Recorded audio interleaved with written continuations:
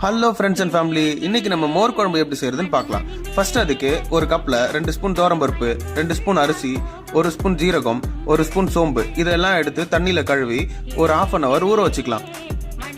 அது ஒரு மிக்ஸி ஜாருக்கு மாற்றி வச்சு ஒரு துண்டு இஞ்சி, ஒரு பச்சை மிளகா, 1 ஸ்பூன் பெப்பர் ஆட் பண்ணி இந்த பதத்துக்கு நல்லா பேஸ்ட்டாக அரைச்சிக்கலாம். அப்புறம் வெங்காயமும் வெண்டைக்காயும் இந்த மாதிரி பீசஸாக கட் பண்ணி தனியாக எடுத்து வச்சுக்கோ. ஒரு கடாயில் எண்ணெய் விட்டு வெண்டைக்காவை அதை நல்லா வதக்கி இதை மாதிரி வந்ததுக்கப்புறம் தனியாக எடுத்து வச்சுக்கோங்க.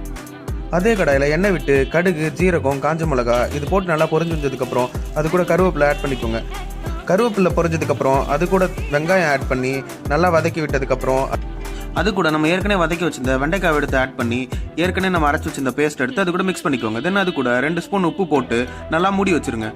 அதுக்கப்புறம் 2 கப்பு தயிர் எடுத்து தேவையான அளவுக்கு தண்ணி ஊற்றி மஞ்சத்தூள் போட்டு இது கூட மிக்ஸ் பண்ணி விட்டுக்கோங்க. 2 minutes ஸ்டவ்வை சிம்ல வச்சு இதை மாதிரி பபுள்ஸ் வந்ததுக்கப்புறம் கொத்தமல்லி தழை போட்டு இறக்குனீங்கன்னா மோர் குழம்பு ரெடி.